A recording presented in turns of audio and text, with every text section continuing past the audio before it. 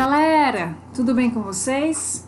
O assunto desse vídeo é sobre variações patrimoniais. Agora nós vamos compreender que na área pública não basta nós registrarmos as contas patrimoniais, mas também as suas variações patrimoniais, para que nós compreendamos o que aconteceu de modo individual com cada uma das contas patrimoniais. E assim fica mais fácil acompanharmos, prestarmos contas e exercermos o nosso controle social de modo mais efetivo e com mais clareza.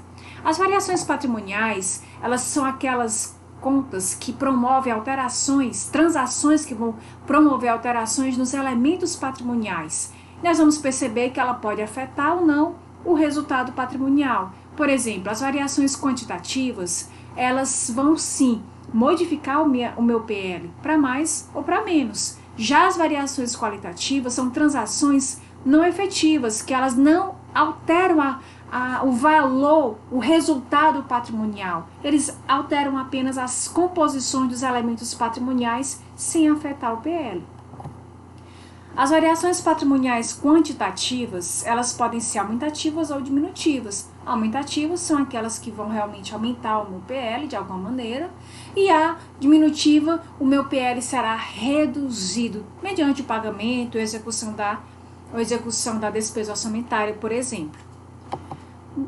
Vamos imaginar uma seguinte situação, para que vocês possam visualizar o que são essas variações patrimoniais, que aí vocês ficaram pensando, poxa, as contas patrimoniais eu entendo, já tenho esse conhecimento, mas essas variações eu não estou compreendendo.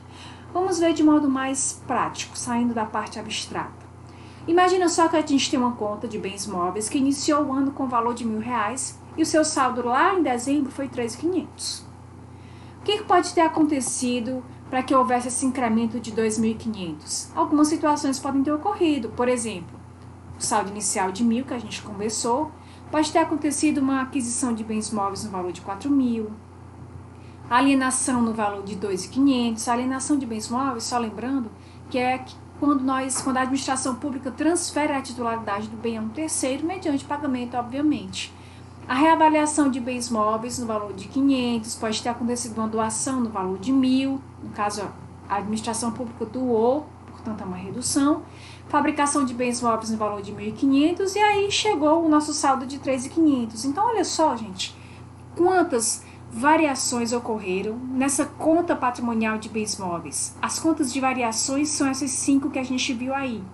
Então, muita coisa pode ter acontecido para que a gente tivesse esse saldo. É importante que nós conheçamos essas danças de cadeiras que houveram individualmente com cada uma das contas, para que a gente tenha clareza de tudo o que aconteceu dentro do nosso orçamento, dentro da nossa contabilidade, com cada uma das contas. Então, só não faz o acompanhamento e utiliza todo o potencial da contabilidade se você realmente não quiser.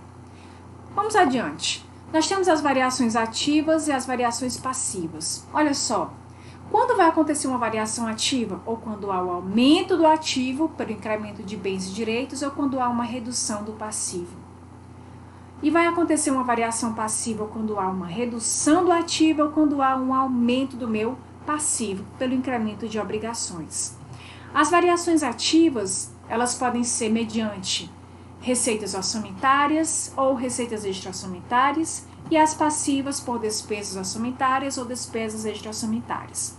Tudo isso é muito simplório, é só para que vocês possam já ir sedimentando os conhecimentos, relembrando que a gente já conversou, para que vocês possam assimilar novas informações aqui por diante. Por exemplo, nós temos as variações ativas orçamentárias, que são, por exemplo, as receitas tributárias, de serviços, juros, que vão representar o aumento do ativo, porque entrou dinheiro, sem nenhum tipo de correspondência no passivo, dinheiro limpo, livre. E nós temos as contas, as variações passivas orçamentárias, que são as despesas gerais, que a gente já estudou sobre elas, que representam a redução do ativo pela saída do dinheiro, ou então porque aumentou o meu passivo, se for uma compra que foi realizada, no caso, a prazo. Nós temos ainda a figura das variações extra-orçamentárias. Aí a gente tem duas terminologias, dois termos diferentes. Por exemplo, superveniências e insubsistências. Então, professora, quer dizer que esses termos eu vou utilizar apenas quando forem variações extra-orçamentárias? Corretíssimo! Nós temos aqui, por exemplo, as variações ativas e extra-orçamentárias. As vão acontecer em duas situações. Ou quando há uma superveniência do ativo, pelo aumento do meu ativo, ou quando há uma insubsistência do passivo, ou seja, uma redução do meu passivo. Já as variações passivas extra-orçamentárias ocorrem ou quando há uma insubsistência ativa ou uma superveniência passiva, ok? Esses termos vocês vão utilizar apenas para as situações em que houverem variações extra-orçamentárias. E por variações extra-orçamentárias, tenham em mente que são aquelas que não estão constando no meu orçamento, já de modo aprovado na minha lei orçamentária anual. Portanto, são extra-orçamento. É isso que representa essas variações patrimoniais extra-orçamentárias. As variações ativas orçamentárias, elas ocorrem ou quando há um incremento de uma receita que se integrou ao patrimônio público de modo livre, sem nenhuma correspondência no passivo, portanto aumentou o meu ativo, ou quando há uma mutação ativa, quando há o aumento do meu ativo ou redução do meu passivo. Gente, agora temos aqui um novo conceito, que é de mutação. A mutação é uma chamada variação qualitativa. Há apenas uma permuta, uma troca. O meu PL continua inalterado nessas situações. Vamos concluir aqui com as variações passivas orçamentárias, que aí eu converso um pouco mais dando um exemplo dessas mutações, ok? As variações passivas orçamentárias é quando há ou a redução do ativo ou aumento do passivo por conta de um desembolso, de uma execução orçamentária que eu precisei fazer, portanto uma despesa, ou quando há uma mutação passiva, uma redução do ativo ou aumento do meu passivo, que não vai alterar o meu PL, mas apenas as contas entre si, ok?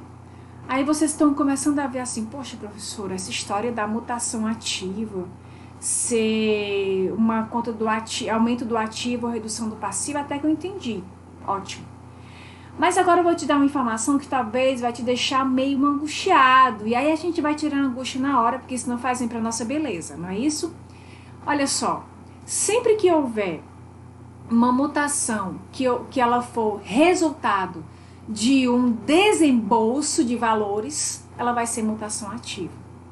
Sempre que a mutação desrespeitar ao recebimento de recurso, ela vai ser mutação passiva.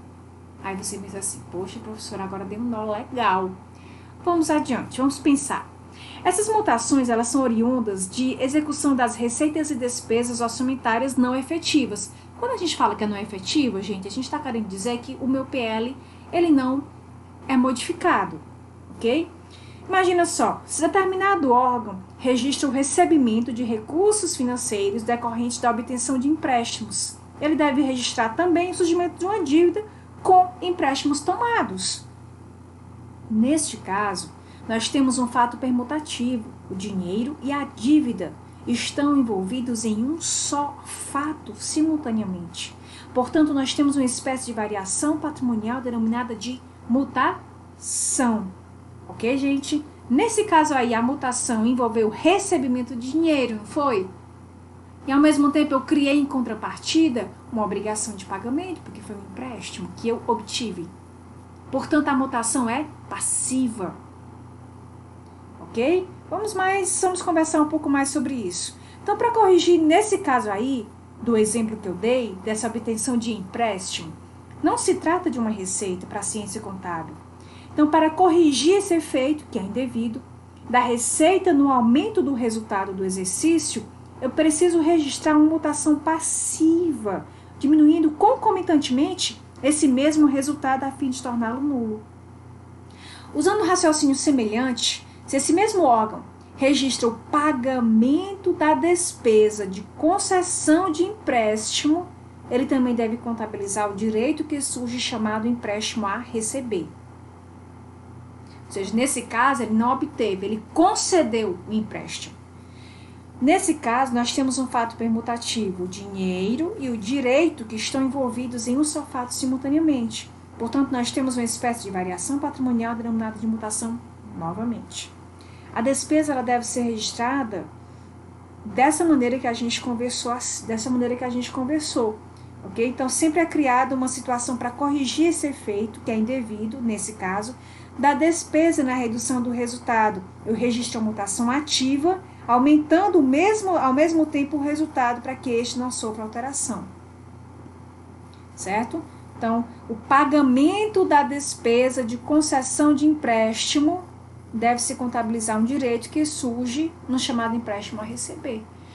Imagina só que nós fabricamos bens. Nós utilizamos dinheiro para isso. Fizemos um desembolso. Mas o resultado disso vai ser o aumento dos meus bens também, o aumento do meu ativo por meio do bens. Eu tirei dinheiro do caixa e produzi aquele bem. Então, nesse caso aí, é uma mutação, estão envolvidas duas situações na mesma transação.